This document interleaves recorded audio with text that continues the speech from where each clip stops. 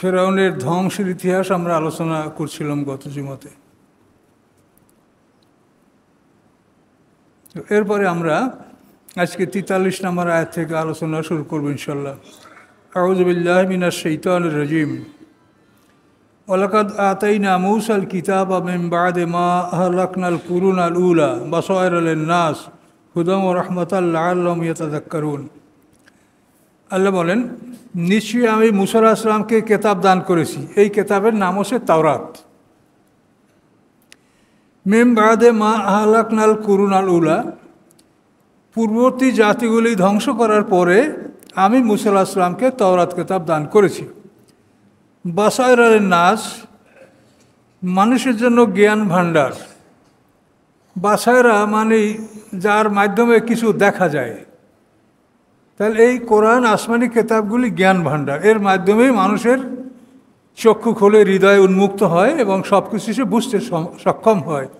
এজন্য এগুলি বাসারা মানে চোখ, এর থেকে বাসায়রা দৃষ্টি, জ্ঞান ভাণ্ডার মানুষের জন্য, এই জ্ঞান ভাণ্ডার। আর তারপর কি? হুদান, পথ নির্দেশ, যে আপনি কোন পথে চলবেন এটা ওই কিতাব বলবে। রহমত, এবং এটা আল্লাহর পক্ষ থেকে দয়া। লাআল্লাহুম ইয়াতাযাক্কারুন, সম্ভবত তারা উপদেশ গ্রহণ করবে। সম্মানিত সুধী, আপনাদের অনেকের প্রশ্নে যেটা বোঝা যায় যে আপনার ধারণাটা ক্লিয়ার হয় নাই। আর ধারণা ক্লিয়ার হওয়া অত সহজও নয়। যে কোনো পয়গম্বর ইহুদি খ্রিস্টান ছিলেন না। অনেকের ধারণা যে তাহলে আগের যে নবীরা মুসা আলাইহিস সালাম কি ইহুদি ধর্মের লোক ছিলেন, বা ঈসা আলাইহিস সালাম খ্রিস্টান ধর্মের লোক ছিলেন, এরকম একটা ধারণা আসতে পারে। কিন্তু এই বিষয়টা ঠিক না। কোনো পয়গম্বর ইহুদি খ্রিস্টান ছিলেন না। ইব্রাহিম আলাইহিস সালাম আমাদের জাতির পিতা। ইব্রাহিম আলাইহিস সালাম ইহুদিদেরও জাতির পিতা, খ্রিস্টানদেরও জাতির পিতা, মুসলমানদেরও জাতির পিতা। এবং সমস্ত নবী রসুল মুহাম্মদ সাল্লাল্লাহু আলাইহি ওয়াসাল্লাম পর্যন্ত সবই ইব্রাহিম আলাইহিস সালামের বংশধর। ব্যবধান এতটুকুই যে ইসহাক আলাইহিস সালাম হলো ইব্রাহিম আলাইহিস সালামের দ্বিতীয় সন্তান। তার বংশ থেকে ঈসা আলাইহিস সালাম পর্যন্ত সমস্ত নবী রসুল। আর ইসমাইল আলাইহিস সালাম বড় ছেলে, তার বংশ থেকে আমাদের নবী মুহাম্মদ রাসূলুল্লাহ সাল্লাল্লাহু আলাইহি ওয়াসাল্লাম। কিন্তু সবই ইব্রাহিম আলাইহিস সালামের আওলাদ। কোনো নবী ইহুদিও ছিলেন না, খ্রিস্টানও ছিলেন না। ইব্রাহিম আলাইহিস সালাম সম্পর্কে কোরআনে এই কথা বলা আছে, মা কানা ইব্রাহিম ইয়াহুদিয়্যান ওয়ালা নাসরানিয়্যান ওয়ালাকিন কানা হানিফাম মুসলিমা। ইব্রাহিম আলাইহিস সালাম ইহুদিও ছিলেন না, খ্রিস্টানও ছিলেন না। তিনি আত্মসমর্পণকারী একজন ব্যক্তি ছিলেন। তাহলে ইহুদি খ্রিস্টান এই নামগুলি তাদের সৃষ্টি।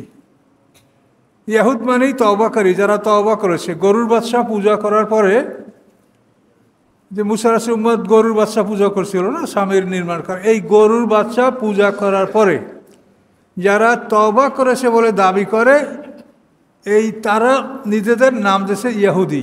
কোরআনের শব্দটা হলো ইন্না হুদনা ইলাইকা, হে আল্লাহ আমরা আপনার দিকে ফিরে আসলাম। তওবা মানে ফিরে আসা। ইন্না হুদনা ইলাইকা, এই যে শব্দটা কোরআনে আসছে, যে ওরা বলছে যে আমরা আপনার প্রতি ফিরে আসলাম, এর থেকেই ইহুদি নামটা সৃষ্টি হয়েছে। এর অর্থ হলো যে আমরা তওবা করেছি। আর খ্রিস্টান শব্দের অর্থ হলো যে ঈসা আলাইহিস সালাম ত্রাণকর্তা। ওরা মনে করে যে তিনি সকল জাতির পাপ বহন করে নিজে আত্মাহুতি দিয়েছেন, নিজে শূলবিদ্ধ হয়েছেন, আমাদের সব পাপ উনি নিয়ে গেছেন, আমাদের আর কোনো পাপ নাই, তিনি ত্রাণকর্তা। এই ক্রাইস্ট শব্দের অর্থ ত্রাণকর্তা, এর থেকে খ্রিস্টিয়ান। আবার তাদেরকে নাসারাও বলা এই জন্য যে তারা দাবি করে যে ঈসা আলাইহিস সালামকে যখন ইহুদিরা হত্যা করার চেষ্টা করছে, তখন আমরা বিভিন্নভাবে তাকে সাহায্য করেছি। এই সাহায্যকারী হিসাবে তারা তাদের নাম আরবিতে বলে নাসারা, আর ইংলিশে বলে খ্রিস্টান। কিন্তু কোনো নবী রসুল ইহুদি খ্রিস্টান ছিলেন না, সবাই মুসলিম, আত্মসমর্পণকারী। এটা পরিষ্কার আপনাদেরকে আমাদেরকে বুঝতে হবে।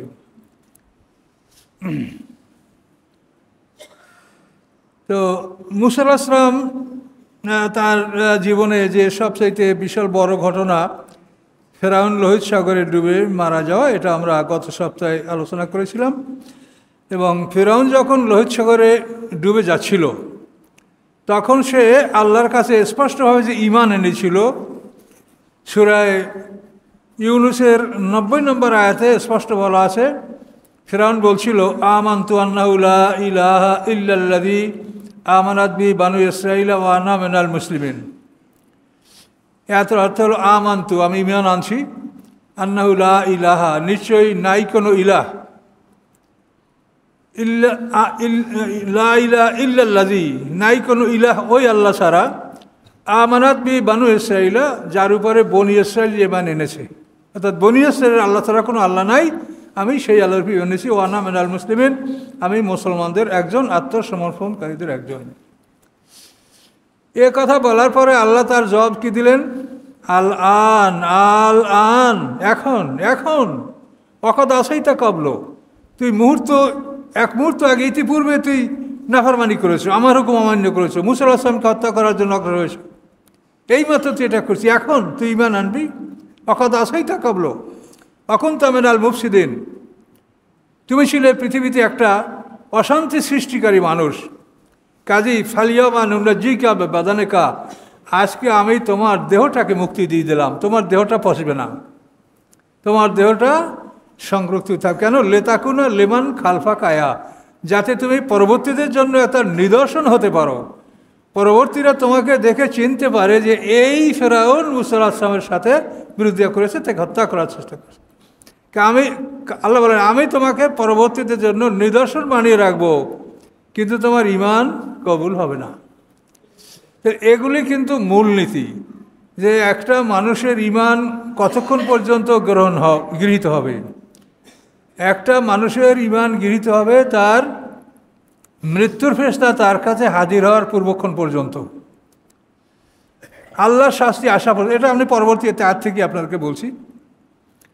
তাহলে ঈমানের জন্য শর্ত হলো যে আপনি স্বাভাবিক অবস্থায় ঈমান আনবেন, বিপদ দেখে ঈমান আনলে সেই ঈমান আল্লাহ কবুল করবে না।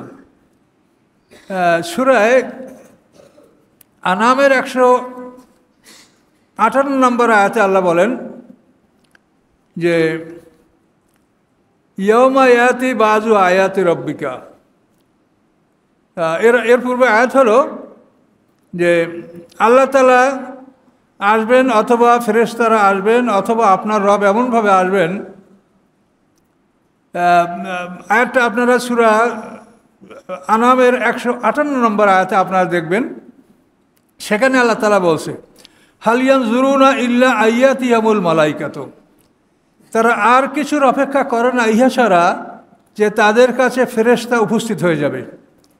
এই ফেরেশতা উপস্থিত হয়ে যাওয়ার সময়টা হলো মৃত্যুর সময়, যখন জান কবজ করা হবে তখন ফেরেশতা যে উপস্থিত হবে জান কবজ করার জন্য, এদেরকে মানুষ দেখতে পাবে। আমাদের সাথে সবসময় ফেরেশতা আছে, কিরামান কাতিব দেখতে পাই না আমরা, কিন্তু ফেরেশতা দেখতে পাওয়া যাবে। হাল ইয়ানজুরুনা, আল্লাহ বলেন তারা ঈমানের ব্যাপারে আর কোনো কিছুর জন্য বিলম্ব করে না, বরং ইহার জন্যই বিলম্ব করে যে তাদের কাছে ফেরেশতা হাজির হয়ে যাবে। আও ইয়াতি রব্বুকা, অথবা আপনার রব উপস্থিত হবেন। তো রব উপস্থিত হবেন বিচারের দিনে। মৃত্যুর সময় আল্লাহ তাআলা মানুষের সবচেয়ে কাছে থাকেন, এটা আল্লাহ সূরা ওয়াকার মধ্যে বলেছেন যে নাহনু আকরাবু ইলাইহি মিনকুম ওয়ালাকিন লা তুবসিরুন, যে আমি তোমাদের সকলের চাইতে ওই মৃত্যু ব্যক্তির কাছে অবস্থান করি, কিন্তু তোমরা আমাকে দেখতে পাও না। এটা ডাইরেক্ট কথা। এই জন্য অনেক বুজুর্গানের দিন যাদেরকে বলা হয় সমাজে, তারা নসিহত করে যে মৃত্যুর সময় শয়তানে প্রসাব খাওয়াবার জন্য আসে, কিন্তু এই কথাগুলো সব বানাট। তার কারণ মৃত্যুর সময় ঈমান আনলে বা ঈমান নষ্ট করলে তাতে কোনো ক্ষতি হবে না, এটা শয়তান আইন কানুন ভালোই জানে। কাজেই শয়তান সময় নষ্ট করবে না। যে সময় তার অসহসার কোনো ফল হবে না, ভালোরও ফল হবে না, মন্দরও ফল হবে না, এই সময় শয়তান কোনো মানুষকে অসহসা দিবে না। কাজে ওনারা ভয় দেখান মানুষকে যে শয়তানে প্রস্রাব নিয়ে আসবে, তখন তোমার যদি পীর থাকে সে তোমাকে এর থেকে রক্ষা করবে। এইভাবে শিরকি আকীদা সমাজে সৃষ্টি করা হচ্ছে, এবং এই সব দরবারে লক্ষ লক্ষ মানুষের সমাগম, তারা হাজার হাজার কোটি টাকার মালিক। মানুষ কোরআনকে ছেড়ে দিয়ে এই বোকামি করলে আল্লাহর কাছে তারা কি জবাব দিবে বলেন? পরিষ্কার কথা যে আমি আল্লাহ নাহনু আকরাবু ইলাইহি মিনকুম ওয়ালাকিন লা তুবসিরুন। আয়াতের আগের অংশ হলো ফালাউলা ইযা বালাগাতিল হুলকুম, কেন নয় প্রাণটা যখন তোমাদের হলকুমে চলে আসে। হলকুম হলো এই জায়গাটা, এই বক্ষস্থল এবং জিহ্বার এই জায়গাটা হলকুম। ফালাউলা ইযা বালাগাতিল হুলকুম, কেন নয় যখন তোমাদের প্রাণ কণ্ঠনালীতে চলে আসে। ওয়ান্তুম হিনেজান তানজুরুন, এবং তখন তোমরা সবাই তাকাইয়ে দেখতে পাচ্ছ যে প্রাণটা তার আস্তে আস্তে চলে আসে। আমি আমার আব্বার মৃত্যুর সময় তার পায়ে হাত দিয়ে রেখেছি, দেখছি আস্তে আস্তে পায়ের দিক থেকে প্রাণ যে চলে যাচ্ছে সামনের দিকে। এটা আপনারা যে কেউ বসলে মৃত্যু ব্যক্তিকে আপনি যদি করেন ধরেন তো আপনি দেখতে পাবেন। এরপরে প্রাণটা গলার মধ্যে আসে। আল্লাহ বলেন যখন প্রাণটা গলার মধ্যে চলে আসে, ওয়ান্তুম হিনেজান তানজুরুন, তখন তো সবাই তোমরা দেখতে পাচ্ছ। আল্লাহ বলেন ফালাউলা ইন কুনতুম গায়রা মাদিনিনা, তোমরা যদি এমন হও যে তোমরা কারো কাছে দায়বদ্ধ না। এই ঘরটা, এই দোকানটা সোনালী ব্যাংক কাছে দায়বদ্ধ। আল্লাহ এই মাদিনিনা, দায়ন শব্দ, মাদিনিনা শব্দ অর্থ দায়বদ্ধ। আল্লাহ বলেন যদি তোমরা আল্লাহর কাছে দায়বদ্ধ না হয়ে থাকো তার জিউনাহা, তাহলে ওখান থেকে প্রাণটা তোমরা ভিতরে ঠেলে দাও। কত স্পষ্ট কথা, কোনো জড়তা নাই। আমরা কোরআন ছাড়া বাইরের কোনো কথা বলতে গেলে আমাদের জড়তা আসে, তার কারণ আমাদের কোরআন ছাড়া বাইরের কথা বলার অভ্যাস নাই।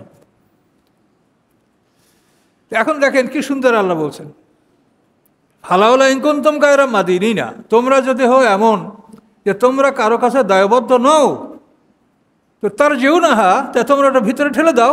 ইন কুনতুম সাদিকিন, তোমরা যদি সত্যবাদী হয়ে থাকো। তাহলে আল্লাহ প্রমাণ করেন যে তোমাদের এ ব্যাপারে কোনো ক্ষমতা নাই। তোমাদেরকে আমি তোমাদের অনিশ্চয় পৃথিবীতে পাঠিয়েছি, তোমাদের অনিশ্চয় তোমাদের মৃত্যু ঘটাবো। মৃত্যুর সময় যাদের আসে তারা কোটি কোটি টাকা ব্যয় করতে কোনো দ্বিধা করে, বেঁচে থাকতে চায়। তা আল্লাহ বলেন তোমাদের অনিশ্চয় আমি তোমাদেরকে পৃথিবীতে পাঠিয়েছি, তোমাদের অনিশ্চয় তোমাদেরকে পৃথিবী থেকে আমি নিয়ে আসবো, তোমাদের অনিশ্চয় তোমাদেরকে আমি হাসরের ময়দানে তুলব, বিচার করব, তারপর তোমাদেরকে জান্নাত জাহান্নাম দুটো ঠিকানায় দিব। এটা আল্লাহর ইচ্ছা। আপনি আল্লাহর ইচ্ছার উপরে প্রশ্ন করার অধিকার আপনার আমার নাই। এটা তিনি করবেন, তিনি ঘোষণা করেছেন। তবে তিনি দয়ালু, আমরা যদি তার হুকুম মানি তার আমরা দয়া পাবো, কল্যাণ পাবো। তিনি সমগ্র পৃথিবীর সমস্ত নিয়ামতের মালিক, তার নিয়ামত আমরা লাভ করব। তো এখানে ফেরাউনের এই অবস্থা, ফেরাউন যখন এভাবে আমান্ত আমন বলছিল, তাফসিরে বলা আছে যখন এভাবে ফেরাউন ঈমান ঘোষণা করছিল, তাফসিরে বলা দাসা জিবরাইল, দাসা মানে কাদা দিয়ে মুখ চেপে ধরা। তো জিবরাইল এক মুষ্টি কাদা তুলে ফেরাউনের মুখ চেপে ধরেছিল। তারপর ফেরাউন আর বলতে পারছিল না, এখানে ও করছিল, বলার ক্ষমতা ছিল না। তো আল্লাহ বলছিলেন তাফসিরের কথা যে জিবরাইল তুমি ওর মুখ চেপে ধরলা কেন? তো জিবরাইল বলে যে আল্লাহ আপনি বড় দয়ালু, আপনি যদি বারবারও বলে আমান্তু আমান্তু, আপনি যদি ঈমান কবুল করেন, ওকে আমি ঈমান কবুল যাতে না হয় আমি ওকে ঈমান আনার সুযোগ দিব না, এই জন্য আমি কাদা দিয়ে মুখ চেপে ধরছি। আল্লাহ বলেন তুমি এত ক্ষিপ্ত হলে কেন ওর উপরে? তখন জিবরাইল বলেন যে ফেরাউনের সাথে যেদিন জাদুর মোকাবেলা হচ্ছিল সেদিনও ঘোষণা করেছিল আনা রব্বুকুমুল আলা, আমি তোমাদের সবচাইতে বড় রব। ও বাবা, জিবরাইল বলে সেই দিন আমি ক্ষিপ্ত হয়ে আছি যে তুই কেমন করে বড় রব হলি, তোর রবগিরি আমি দেখে নেব। যদি কি করে বললি যে আমি রব্বুকুমুল আলা? তো এভাবে ফেরাউন ধ্বংস হয়েছে। তার ধ্বংস ইতিহাসটা আমাদের সামনে আল্লাহ কোরআন পাকে বারবার উল্লেখ করেছেন, বিশেষ করে সূরা ইউনূসের 90 নম্বর আয়াতে আর সূরা আনামের 158 নম্বর আয়াতে আল্লাহ তাআলা এই বিষয়টা স্পষ্ট করে বলেছেন। তো এখন এখান থেকে আমাদের শিক্ষণীয় বিষয় হলো যে মৃত্যুর সময় ঈমান আনলে সেই ঈমান কবুল হবে না। এখন আমরা সাধারণত দেখি এই প্রবণতা যে আপনার আমার পিতা মারা যাচ্ছে, তখন কোনো আলেম কাছাকাছি থাকলে ধৈর্য জোর হুজুর তাড়াতাড়ি চলেন আমার আব্বাকে একটু কলমা পড়াই দেন। আমাকে এরকম করা হয়েছে, কোনোভাবে বুঝাতেই পারি না, না আমার আব্বাকে কলমা পড়েন। তার কারণ এটা তার ভালোবাসা সন্তানদের পিতার প্রতি, যে তার ইমানের সেটি মৃত্যু হোক এটা কামনা করে, এটা তার দোষ বলা যাবে না, কিন্তু সে জানে না এটা হলো সমস্যা। এখন মৃত্যুর যন্ত্রণা শুরু হয়ে গেছে, এই সময় তাকে কলেমা পড়ালে এটা কবুল হবে না। আর ওই সময়ে যদি সে কোনো কষ্টে পড়ে ইমানের ব্যতিক্রম কোনো কথা বলে, যাতে মনে হয় যেন এই লোকটা ইমান ত্যাগ করছে, এরকম কোনো কথা বললেও তাতে ইমান নষ্ট হবে না। দেখেন, যদি ইমান কবুল না হয় তো ইমান নষ্ট হওয়ার প্রসঙ্গ আসতেই পারে, এটা তো আপনাদের বিবেক বলবে। ইমান যদি কবুলই না হয় তো ইমান নষ্ট হওয়ার প্রসঙ্গ আসতেই পারে না ওই সময়। কাজে মৃত্যুর সময় শয়তানের কোনো ফাংশন নাই। মৃত্যুর সময় ইমান আনলে সেই ইমান আল্লাহ কবুল করবেন না, এটা আমাদেরকে জানতে হবে। আমরা কিন্তু মৃত্যুর সময় ইমান আসুক, মৃত্যুর সময় কলমা পড়ি, এরকম অনেক আলেমরা মোনাজাতের সময় বলেন, আল্লাহ মৌয়াতের সময় যেন আমাদের মুখে কলেমা জারি হয়, লা ইলাহা ইল্লাল্লাহু মুহাম্মাদুর রাসূলুল্লাহ, করে না? তো এটা কি ঠিক? মৌয়াতের সময় কলেমা জারি হলে কি হবে? মৌয়াতের সময় ফেরাউনের মুখে যত সুন্দর কলেমা জারি হয়েছে, এর সাথে ভালো কলমা কি কিছু আছে পৃথিবীতে? বলেন। আমানতু আন্নাহু লা ইলাহা ইল্লাল্লাযী আমানাত বিহি বানু ইসরাঈল ওয়া আনা মিনাল মুসলিমিন, এই ফেরাউনের মুখে যে কলেমা জারি হয়েছে, এর সাথে সুন্দর কলমা কিছু পৃথিবীতে আছে? তো এই কলমা জারি হয়েছে, ইমান কবুল হয় নাই। কাজেই মৃত্যুর সময় কারো কলমা জারি হলে তাতে তার ইমান প্রমাণিত হবে না। কাজে এই আইন, এটা আপনাদের আমাদের সকল মুসলমানের জানতে হবে। আপনি এখন ইমান আনেন, যত বড় অপরাধ করে থাকেন আপনি বুঝতে পেরে সাথে সাথে ইমান আনেন, আল্লাহ সব কবুল করবে। তো মৃত্যুর সময় আপনি ইমান আনবেন, এইভাবে যদি মৃত্যুর সময় আল্লাহ ইমান কবুল করে তাহলে একটা লোকও দোজখে যাবে না। মৃত্যুর সময় সবাই, মৃত্যুর আর এক নাম কি? ইয়াকিন। ওয়াবুদু রব্বাকা হাত্তা ইয়াতিয়াকাল ইয়াকিন। আল্লাহ বলছেন তুমি তোমার রবের ইবাদত করো ইয়াকিন আসা পর্যন্ত, অর্থাৎ মৃত্যু আসা পর্যন্ত। মৃত্যুর নাম ইয়াকিন। কারণ মৃত্যুর সময় একটা মানুষ সব বিশ্বাস করে, নবী সত্য, রসুল সত্য, আসমানি কেতাব সত্য, জান্নাত সত্য, জাহান্নাম সত্য, আল্লাহ সত্য, ফেরেশতা সত্য, সব ইয়াকিন। এখন ওই সময় ইয়াকিন করলে যদি আল্লাহ তার ইমান কবুল করে, তাহলে আপনারা মেহনত করলেন কি জন্য সারা জীবন? তাহলে এটা কখনোই হতে পারে না, এটা ন্যায় বিচার হতে পারে না। যে সারা জীবন সে জুলুম অত্যাচার করে, পৃথিবীতে অশান্তি সৃষ্টি করে, মানুষদেরকে মেরে মেরে সব শেষ করে, হ্যাঁ, মানুষকে পোড়াইয়ে মারা, জ্বালাইয়ে মারা, খাদ্য বন্ধ করে দিয়ে মারা, এই করে করে তুমি মরার সময় বললা ইহুদিদের সম্পর্কে পরিষ্কার করোনায় বলছে, ওয়াম্মে নাহালেল কেতাবিল্লা লা ইউমিনান্না কাবলা মাউতি। সমস্ত ইহুদি খ্রিস্টানরা মৃত্যুর পূর্বে ঈমান আনবে, সমস্ত ইহুদি খ্রিস্টানরা ঈসা আলাইহিস সালামের উপর ঈমান আনবে, কিন্তু এমন সময় আনবে যে সময় তাদের ঈমান কবুল হবে না, সময় মতো ঈমান আনবে না। এই ইসরায়েল এখন যা করছে, কি অমানবিক অবস্থা! মনে হয় যেন আমরা কি করব, আমাদের করা কিছু নাই, কিন্তু অন্তরে এতই ব্যথা সৃষ্টি হয় যে মনে হয় যেন এটা আমাদের ধৈর্যের সাধ্যের বাইরে চলে যায়, এত কষ্ট। এই রমজান মাসে যদি খাদ্য খাদক পানি মানুষের না থাকে, বলেন অবস্থাটা কি হতে পারে? কি করতে পারি আমরা? তো এজন্য আমাদের আগের থেকেই প্রস্তুত হওয়া উচিত ছিল, আমরা সেটা হইনি। আমরা মুসলমানরা যদি সংঘবদ্ধ থাকতাম তো পৃথিবীতে ইহুদি খ্রিস্টানদের কোনো পাত্তা থাকে না, কিন্তু আমরা সেটা হতে পারি নাই। আর এখনও আমরা যেটু হচ্ছি সেটা উপরে উপরে, কিন্তু আসলে আন্তরিকভাবে আমরা সবাই যে আমরা আমাদের সমস্ত শক্তি, সমস্ত অর্থ সম্পদ ব্যয় করে একসঙ্গে আমরা অন্যায়ের বিরুদ্ধে লড়ব, মুসলমানদের মধ্যে এরকম মনোভাব কিন্তু তৈরি হয়নি। তো এজন্য বিচারক আল্লাহ, আমরা কাউকে ফতোয়া দিব না, আমরা শুধু কোরআনের কথাটা বলে যাচ্ছি আপনাদেরকে যে আল্লাহর কোরআনেই বলছেন। তাহলে এখানে আমরা নিশ্চিত যে ঈমানের ব্যাপারটা সবচেয়ে বড়। একটা কথা আপনাদেরকে বলছি, এই পুরো কোরআনটা আমাদের প্রশ্নপত্র, এতে কোনো সন্দেহ নাই, এই পুরো কোরআনটা প্রশ্নপত্র। তো এত বড় প্রশ্নপত্র থেকে উত্তর দেওয়া, এটা কিন্তু আসলে আপনারা তো ঘাবড়াবেন, আমরাও ঘাবড়াই যে এত বড় প্রশ্নপত্রের উত্তর কি আমি আসলে সঠিক মতো দিতে পারছি? তো এইটার কিন্তু একটা সহজ পদ্ধতি আল্লাহ কোরআনে বলে দিয়েছেন। সহজ পদ্ধতি একটা না দুটো। এক হলো, যদি আপনি সূরা ফাতিহায় যা আছে এটা যদি আপনি সব মানতে পারেন ব্যাখ্যা সহ, তাহলে আপনাকে পুরো কোরআন যে প্রশ্নপত্র, এটা আপনি ফাতিহার মাধ্যমেই আপনি আয়ত্ত করতে পারছেন। এক, ফাতিহাকে এই জন্য উম্মুল কোরআন বলা হয়, কোরআনের মা। মায়ের পেটে যেরকম একটা শিশু থাকে, তো এই ফাতিহার মধ্যে পুরো কোরআন আছে, এজন্য একে উম্মুল কোরআন বলা হয়। এল এক। 2 নম্বর হলো, সূরা বাকারার যে 3 নম্বর আয়াতটা আছে, এইটা যদি আপনি আয়ত্ত করতে পারেন তা আপনি পুরো কোরআন যে প্রশ্নপত্র, এটা আয়ত্তে এসে যাবে। এই 3 নম্বর আয়াতে কি বলা আছে? 5টা কথা বলা আছে। মুত্তাকিনদেরকে 5টা গুণ অর্জন করতে হবে। 1 নম্বর হলো ইউমিনুনা বিল গায়েব, গায়েবী বিশ্বাস। 2 নম্বর সালাত, ওয়াকিমুনাস সালাত, সালাত কায়েম করতে হবে। 3 নম্বর আমিম্মা রাযাকহুম ইউনফিকুন, সম্পদ ব্যয় করতে হবে। 4 নম্বর, এইটা খুব ব্যাপক, ইউমিনু আল্লাযীনা ইউমিনুনা বিমা উনজিলা ইলাইকা ওয়া মা উনজিলা মিন ক্বাবলিক। 4 নম্বর হলো রাসূলের প্রতি যা অবতীর্ণ হয়েছে তার সব কিছুর বিবরণ আনতে হবে এবং এর আগে যা নাযিল হয়েছে তার সেই সমস্ত আসমানি কিতাবের উপরও ঈমান আনতে হবে। এটা খুব ব্যাপক। 5 নম্বর আবিল আখিরাত ইউকিনুন, দ্বিতীয় জীবনের উপরে বিশ্বাস, দৃঢ় বিশ্বাস রাখতে হবে। এই 5টা যদি অর্জন করেন, আল্লাহ বলেন উলাইকা আলা হুদাম মির রাব্বিহিম, এই লোকগুলি আল্লাহর পক্ষ থেকে সৎপথে প্রতিষ্ঠিত, ও উলাইকা হুমুল মুফলিহুন, এবং এই লোকগুলি জয়যুক্ত হবে। তা আল্লাহ যখন বলেছেন এই 5টা গুণ অর্জন করলে জয়যুক্ত হবেন, তা আমাদের আর কোনো সন্দেহ থাকতে পারে? কখনোই না। তাহলে আপনার সারা কোরআন যে আপনার প্রশ্নপত্রটা সত্য, কিন্তু এই 5টা গুণ অর্জন যদি আপনি করতে পারেন, তো সারা কোরআনে যা বলা আছে তা আপনি অর্জন করতে বাধ্য থাকবেন এবং অর্জন করবেন।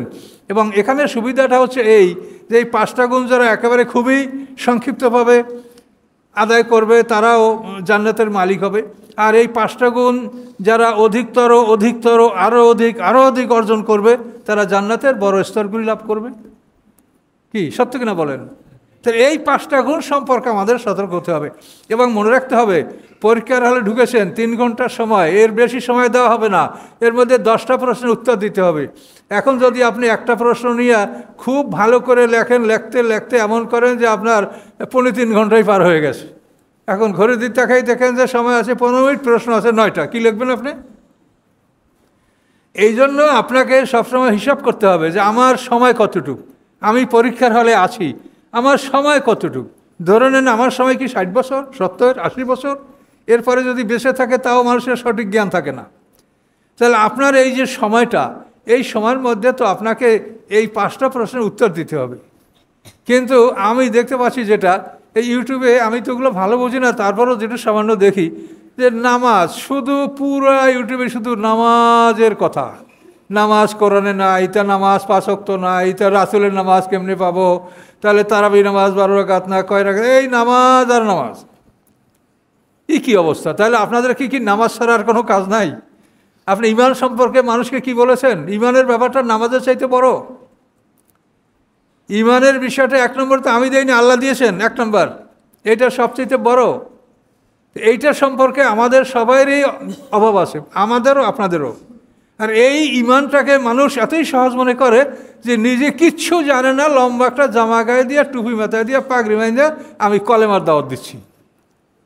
তুমি কলেমার কি জানো? তুমি কলেমার দাওয়াতটা কি দিবা বলো? কলেমার দাওয়াতটা এত সহজ? কলেমার দাওয়াত, সমস্ত দাওয়াতের মধ্যে কঠিন দাওয়াত হচ্ছে কলেমার দাওয়াত। এই যে ঈমানের জন্য আল্লাহ কি শর্ত রেখেছেন কোরআনে, সেটা আপনাকে দেখতে হবে। কোরআনে আল্লাহ শর্ত রেখেছেন যে ঈমান আনার আগে তোমাকে তাগুতকে বর্জন করতে হবে।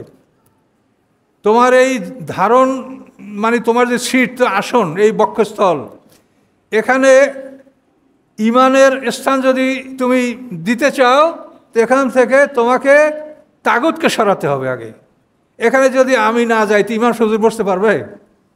এই যে সিট, তাহলে একটা জায়গায় একজনকে বসাতে হলে সেটাকে তো খালি করতে হবে, ভ্যাকুয়াম সৃষ্টি করতে, শূন্যতা সৃষ্টি করতে হবে। তো আল্লাহ কোরআন পাকে বলেন ফামাইয়াকফুর বিত-তাগুতে ওয়া ইউমিন বিল্লাহ, যারা তাগুতকে অস্বীকার করে আল্লাহর প্রতি বিশ্বাস স্থাপন করে, ফাকাদ ইসতামসাকা বিল উরওয়াতিল উসকা, অবশ্যই তারা শক্ত রজ্জু মজবুত করে ধারণ করলো। তাহলে ঈমানের পূর্ব শর্ত হলো তাগুতকে অস্বীকার করা। এখন আপনি কলেমার দাওয়াত দিতে গেছেন, মনে করছেন যেটা লা ইলাহা ইল্লাল্লাহ মানে কলেমা, এই হয়ে গেল, কলেমার দাওয়াত দিতে গেছেন আপনি তাগুতকে চিনেন? তাগুতকে আল্লাহ তো বলছে তুমি আগে তাগুতকে অস্বীকার করো, তারপর তুমি ঈমান আনো। অন্য আয়াতে আল্লাহ 2টা বলছেন, জিপ্ত বা তাগুত। জিপ্ত এবং তাগুত এই 2টাকে তুমি আগে অস্বীকার করো, তারপর তুমি ঈমান আনো। জিপ্ত এবং তাগুতকে অস্বীকার না করা পর্যন্ত তোমার ঈমান গৃহীত হবে না। এখন জিপ্ত হলো জড় পদার্থের মূর্তি, আর তাগুত হলো ওই সমস্ত মানুষ যারা নিজে ঈমান আনে না, আল্লাহর দিন মানে না এবং যারা মানে তাদেরকে শাস্তি দেয়, তাদেরকে দিন থেকে ফিরাবার জন্য ধন সম্পদ ব্যয় করে সর্বাত্মক চেষ্টা করে। এরা হলো তাগুত। তো জিপ্তের চাইতে তাগুত মারাত্মক। জিপ্ত হলো জড় পদার্থের মূর্তি। এই জিপ্ত এবং তাগুত দুইটা জিনিস খুব ভালো করে বোঝার জন্য আপনাদেরকে বলছি। উহুদ যুদ্ধের পরে ইহুদি বনু নজিরের সর্দার কাব বিন আশরাফ, ইনি বড় আলেম, কবি, ধনী, খুব দৈহিক সৌন্দর্যেরও মালিক এই কাব বিন আশরাফ। উহুদের যুদ্ধের পরে মুসলমানরা কিছুটা দুর্বল হয়ে পড়েছে। এই সুযোগে ও, যদিও মদিনা সনদে কিন্তু ও স্বাক্ষর করেছে যে আমরা মদিনাবাসীরা সবাই ঐক্যবদ্ধ থাকবো, সবাই মদিনাকে রক্ষা করবো, এই সব কিছু আছে, কোনো রক্তের মূল্য দিতে হলে আমরা সবাই মিলে দিব। কিন্তু ও উহুদের যুদ্ধের পরে আবু সুফিয়ানের কাছে চলে গেল মক্কায় 40 জন লোক নিয়ে। গিয়ে আবু সুফিয়ানকে বলল যে আমি আসছি আপনাদেরকে একটা সংবাদ নিয়ে আপনাদের কাছে, সেটা হচ্ছে এই যে আপনারা যদি মোহাম্মদ সাল্লামকে হত্যা করেন, মুসলমানদের বিরুদ্ধে লড়াই করেন, তাহলে আমরা আমাদের ধন সম্পদ সব কিছু দিয়া আমরা আপনাদেরকে সাহায্য করব এবং মোহাম্মদ সাল্লামের বিরুদ্ধে আমাদের কথা হবে এক কথা। তো আবু সুফিয়ান দেখলো একটা বিশেষ সুযোগ। সেও তার 40 জন লোক নিয়ে আইসা কাবাঘরের দেয়ালের সাথে বুক মিশিয়া শপথ করলো যে আমরা মদিনা আক্রমণ করব। আর ইহুদিরা দেওয়ালের সাথে, কাবাঘরের দেওয়ালের সাথে বক্ষ মিলিয়ে শপথ করলো যে আমরা মুহাম্মদ সাল্লাল্লাহু আলাইহি ওয়াসাল্লাম এবং মুসলমানদেরকে মদিনা থেকে তাড়াবো বা হত্যা করব। এখন দেখেন, কাবাঘরের সম্মান আছে, কাবাঘরের বুকের সাথে বুক মিলিয়ে করে। অন্যান্য কাফাররা এইটা করেছে যে সালেহ আলাইহিস সালামের জাতির 9 নেতারা বলছিল না, তাকাসামু বিল্লাহ, আল্লাহর নামে কসম করে নাও আমরা পয়গম্বরকে রাতে খুন করব। দেখেন একই ধরনের অবস্থা। তো এইভাবে যখন ইহুদিরাও কাবাঘরের সাথে বুক মিশিয়ে শপথ করলো যে মুহাম্মদ সাল্লাল্লাহু আলাইহি ওয়াসাল্লামকে হত্যা করব, মুসলমানদেরকে হত্যা করব, মদিনা থেকে তাড়াবো। তো এটা করার পরে আবু সুফিয়ান বলে যে তোমরা আহলে কিতাব আর মুহাম্মদ সাল্লাল্লাহু আলাইহি ওয়াসাল্লাম আহলে কিতাব, তোমাদের কি বিশ্বাস করা যায়? তোমরা যদি আমাদের সাথে একমত হয়ে থাকো আর মুহাম্মদ সাল্লাল্লাহু আলাইহি ওয়াসাল্লাম বিরোধিতা করবে এটা মনে করো, তাহলে তোমরা আমাদের দেবদেবীদের সামনে একটা সেজদা করো।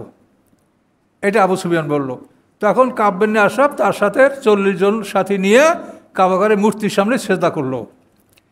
এই ঘটনার পরে আল্লাহ তাআলা কোরআন পাকে আয়াত নাযিল করেন, সূরা নিসা সম্ভবত 51 নম্বর আয়াত। আল্লাহ বলেন, আলাম তারা ইলাল্লাযীনা উতু নাসীবাম মিনাল কিতাবে ইউমিনুনা বিজিবতি ওয়াত তাগুত। আল্লাহ বলেন, আপনি কি তাদেরকে দেখেছেন যাদেরকে আসমানি কিতাবের একটা অংশ দেওয়া হয়েছে, অর্থাৎ তাওরাত কিতাব দেওয়া হয়েছে? ইউমিনুনা বিজিবতি ওয়াত তাগুত, তারা জিপ্ত এবং তাগুতের উপরে ঈমান আনলো। এই জিপ্ত হলো কাবাঘরের মূর্তিগুলি, আর তাগুত হলো আবু সুফিয়ান এবং তার সাথীরা। এবার বুঝেছেন জিপ্ত এবং তাগুত কাকে বলে? জিপ্ত হলো জড়পদার্থের মূর্তিগুলি, আর তাগুত হলো আবু সুফিয়ান এবং তার সাথীরা। এদের উপরে তারা ঈমান এনেছে। এখন ঈমানের জন্য শর্ত রাখা হয়েছে জিপ্ত এবং তাগুতকে অস্বীকার করা, এবং এইটা অস্বীকার করার জন্য ঈমানের জন্য যে বাক্যটা আমরা ব্যবহার করি তার পূর্বে লা শব্দটা আনা হয়েছে। লা, সবাই বলেন লা। এই লা মানে কি? না, আমরা জিপ্ত এবং তাগুতকে অস্বীকার করছি। এই লা শব্দের মাধ্যমে আমরা জিপ্ত এবং তাগুতকে অস্বীকার করি। আর যদি এটা না বোঝেন তাহলে লা ইলাহা ইল্লাল্লাহকে তো অনেকে গানও করে, তাহলে এর নাম কি কলেমার দাওয়াত দেওয়া হলো? এই জন্য এই কলেমার দেওয়াটা হলো সবচেয়ে কঠিন বিষয়। এবং এই কলেমার অর্থ হচ্ছে তোমার জীবন সম্পত্তি তুমি সব আল্লাহর কাছে বিক্রি করে দিয়েছো। ইন্নাল্লাহা আশতারা মিনাল মুমিনিনা আনফুসাহুম ওয়া আমওয়ালাহুম বিআন্নাল জান্নাহ, তাদের জীবন সম্পত্তি খরিদ করেন জান্নাতের বিনিময়ে। তাহলে এই কলেমা কত বড় গুরুত্বপূর্ণ ব্যাপার। এখন তুমি নিজে কিছু জানো না, একটা জামা গায়ে দিয়ে আমি কলেমার দাওয়াত দিই, এটা প্রহসন নয়? বলেন তো এই প্রহসন থেকে জাতিকে বাঁচাতে হলে আলেমদের সতর্ক হতে হবে।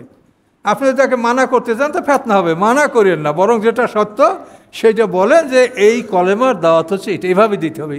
কলেমা দাওয়াত অত্যন্ত কঠিন। এই কলেমার দাওয়াত আল্লাহ রসুল 13.5 বছর মক্কায় দিয়েছেন। 13.5 বছর মক্কায় দিয়েছেন। এরপরে 13.5 বছর পরে তিনি হিজরত করেছেন। হিজরতের 6 মাস পরে জেহাদের অনুমতি এসছে এবং 18 মাস পরে জেহাদ ফরজ করা হয়েছে কোরআনে। তো এই জন্য ইমানের বিষয়টা হলো সবচাইতে বড়। ইমানের সাথে শিরক মিশ্রিত থাকলে সেই ইমান আল্লাহর কাছে গৃহীত হবে না।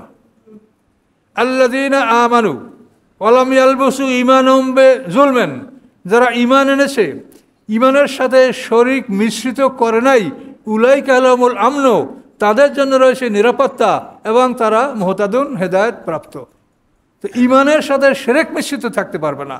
এবং ঈমানের সাথে আমরা যদি শিরক মিশিয়ে রাখি, এইটা কোরআনে সূরা ইউসুফে 106 নম্বর আয়াতে বলেছেন, ওমা ইউমিনু আকসারুহুম বিল্লাহি ইল্লা ওয়াহুম মুশরিকুন, তাদের অধিকাংশ ঈমান আনে না, বরং এমত অবস্থায় ঈমান আনে ঈমানের সাথে সাথে তারা মুশরিকও বটে। ওমা ইউমিনু আকসারুহুম বিল্লাহি ইল্লা ওয়াহুম মুশরিকুন, তাদের অধিকাংশ ঈমান আনে না, বরং এমন অবস্থায় ঈমান আনে যে তারা ঈমানের সাথে সাথে তারা মুশরিকও বটে। এই যে কথাটা, এইটা কিন্তু আমাদের একেবারে বাস্তব। নামাজ পড়ে, রোজা করে, পীর সাহেব গায়েব জানে। নামাজ পড়ে, রোজা করে, মোহাম্মদ নূরের তৈরি, হে মাটির মানুষ না। এই যে বিভিন্ন পীরে আমাদেরকে শাফাআত করবে, হ্যাঁ, তারা কীরকম ওয়াজ করে জানেন? যে আল্লাহ শয়তানকে শয়তান বানিয়েছেন কেন? আদমকে সৃষ্টি করে নাই, এই শয়তান মানুষকে সৃষ্টি করে নাই, এই জন্য আল্লাহ তাকে অভিশাপ করেছে, কাজে তোমরা মানুষকে শ্রদ্ধা করো, পীরকে শ্রদ্ধা করো। সকলে জোরে বলো নাউজুবিল্লাহ। তো এই যে শয়তানের বিশাল নেটওয়ার্ক, এই শয়তানের বিশাল নেটওয়ার্ক, শয়তান আমাদের মতো আলেমদেরকে ব্যবহার করে। এবং শয়তানের সবচেয়ে বড় নেটওয়ার্ক হচ্ছে নারী জাতি, হেবালাতু শায়াতিন, নারীরা। এরা হলো শয়তানের নেটওয়ার্ক। কাজে এই নেটওয়ার্কের মধ্যে আপনি এই জালে জড়াবেন না। এই নেটে জড়াইয়ে পড়লে কিন্তু নিজেকে ছাড়াতে পারবেন না, এর মধ্যেই হয়তো আজরাইল হাজির হয়ে যেতে পারে। তাহলে আমরা আপনাদের কাছে এই কথাগুলো বলছি, কথার কোনো শেষ নাই, কিন্তু আমরা যাই বলছি কোরআন থেকে বলছি আপনাদের কাছে, এবং নির্ভুল এবং সত্য, অথেন্টিক, কোনো সন্দেহ নাই। এই সন্দেহের ঊর্ধ্বে কথাগুলা, যে আমরা শিরক থেকে কিভাবে মুক্তি পাব, এটা সবসময় আমাদেরকে লক্ষ্য রাখতে হবে। আমরা মুমিনের হওয়ার সাথে সাথে আমরা মুশরিক, এটা কিন্তু আমরা সবাই। তার কারণ আমরা ঈমান এনেছি, নামাজ, রোজা, হজ, যাকাত করেছি, কিন্তু আমরা তাগুতের আনুগত্য কিছু না কিছু ক্ষেত্রে আমরা অবশ্যই করছি এবং করতে বাধ্য হচ্ছি। আমাদের আইন কানুনটা কি? আল্লাহ কি কোরআনে আইন দিয়েছেন, আর আমরা কি আইন কানুনটা মানছি, দেখেন এটা তাগুতের অনুকরণ। তাহলে আমরা ঈমানের সাথে শিরকের মধ্যে জড়িত হলাম কিনা, এটা তো আল্লাহ বলছেন কঠিনভাবে। তাহলে আমরা কি করব? এই সমস্ত বিষয় না আমরা চিন্তা করবো। চিন্তা না করিয়া তারাবি নামাজের রাকাত গুনতেছি আমরা। আরে বাবা, তারাবি তো আর ফরজ না, ওটা রাকাত যে যা পরে পড়তে দেন। ফরজের কথা বলেন, সুন্নাত মুস্তাহাব বলবেন না তা বলছি না, তার সংক্ষেপে বলেন। ফরজের কথাটা ব্যাপকভাবে বলেন। আবার তো একদল বলবেন যে হুজুর তো নামাজের বিরোধী করছে, করুক। আমি চিন্তা করি যারা বলবে, যারা শয়তানি করবে, ওরা করতেই থাকবে। আমার তাফসীর যাদের কাছে আছে, দেখেন এক একটা খণ্ডে শতাধিক হাদিস আছে। দেখেন, গুনেন, আমার প্রত্যেকটা খণ্ডে শতাধিক হাদিস আছে। আর একদল আলেমরা বলে যে উনি হাদিস মানে না। তারা কি সত্যবাদী না মিথ্যাবাদী বলেন? কাজে আল্লাহর কাছে তারা কি মুখ নিয়ে যাবে? কাজে আপনারা সাবধান হন, দুনিয়াতে তওবা করেন। আমি আপনাদেরকে বদদোয়া করছি না, আপনাদেরকে দাওয়াত দিচ্ছি যে আপনারা তওবা করেন, পথে আসেন। জাল হাদিস নিয়ে সমাজে বিভ্রান্তি সৃষ্টি করছেন, আর আমরা যারা গবেষণা করি আমাদেরকে বলছেন হাদিস মানে না। কাজে এ ধরনের কথা বললেন না, চিন্তা ভাবনা করে কথা বলেন। তো এজন্য এই বিষয়গুলি যে আমরা কীভাবে আমরা শিরক মুক্ত হতে পারবো, এর একটা পরিকল্পনা তো থাকতে হবে আমাদেরকে। আল্লাহ রাসূল বলেছে, অন্যায়কে তুমি এই শক্তি দ্বারা প্রতিহত করো, না পারলে মুখে বলো, না হলে মনে মনে ঘৃণা করো, অর্থাৎ পরিকল্পনা করো যে আমরাও তো ঈমানের সাথে সাথে শিরকের সাথে লিপ্ত আছি কিনা বলেন? যে আমরা তাগুতের আদেশ অনেক ক্ষেত্রে আমরা মানতে বাধ্য হচ্ছি। কিন্তু এর থেকে আমরা কীভাবে মুক্তি পাবো, এই চিন্তা করবেন না আপনি তারাবির নামাজের রাকাত গুনবেন, ওটা সংক্ষেপে বলেন। মোনাজাত সময় সংক্ষেপে বলেন, ওইটা নিয়ে আপনি সারা দিন কাটাচ্ছেন। তা আপনার তো 3 ঘন্টা পার হয়ে যাচ্ছে, তা আপনি একটা প্রশ্নের উত্তর তো রেডি করতে পারেন নাই, তার 4টা প্রশ্নের উত্তর আপনি কি দেবেন বলেন? এই জন্য আমি বলছি, আমি পরীক্ষার হলে আছি, কোনো সন্দেহ আছে? আমরা পরীক্ষার হলে প্রশ্ন উত্তর দিতে হবে, কিন্তু কয়টা প্রশ্ন। আমরা যখন পরীক্ষা দিয়েছি, আমি তো স্কলার, আলিম ফাজিল স্কলারশিপ পেয়েছি পাকিস্তান আমলে। আমরা 10টা প্রশ্ন হলে প্রত্যেকটা প্রশ্ন 3 ভাগের 2 ভাগ লিখে 1 ভাগ লিখি নেই, যে সব কটা উত্তর দিয়ে যদি সময় পাই তো বাকি লিখবার, যদি না পাই তো প্রত্যেকটা উত্তর দেওয়া হবে। এটা আপনারাও হয়তো করেছেন যারা ভালো ছাত্র। কাজে আপনি এই যে পরীক্ষা, কোরআনের যে পরীক্ষা, এটা প্রত্যেকটা প্রশ্নের উত্তর আপনাকে দিতে হবে না। তা আপনি শুধু ওই সালাদ করিয়া অথবা মোনাজাত আর তারাবি এগুলো করিয়া দিন শেষ করছেন। তা আর 4টা প্রশ্ন যে রয়েছে, এই ইমানের বিষয়টা কই, কোরআনের যে সমস্ত আসমানিক ইমান আনতে হবে, পরকাল সম্পর্কে মানুষ বুঝে না। অনেকে মনে করে মরার পরই কবর, এই কবর থেকে পরকাল। বলেন কবর কি পরকাল? কবরটা হচ্ছে বারজাক, দ্বিতীয় জীবন, সিংহার ফুৎকারে পরে আমরা জীবিত হব, জীবন, এটা হলো পরকাল। কিন্তু অনেকে বলে মরার পরে কবর থেকে পরকাল। নাউজুবিল্লাহ। কোরআন সম্পর্কে তাদের মৌলিক জ্ঞান পর্যন্ত নাই। আমি এটা সম্পর্কে আপনাদেরকে ইনশাআল্লাহ সময় পেলে আবারও বলবো, আমাদের হাতে আর সময় নাই। তো সবাই দোয়া করেন, সবাই সঠিকভাবে রোজা পালন করার চেষ্টা করেন। আর আমি বয়স্ক মানুষ, আমার জন্য দোয়া করেন। আল্লাহ কত সময় আপনাদের মাঝে হাজির করবেন সেটা আল্লাহই ভালো জানেন।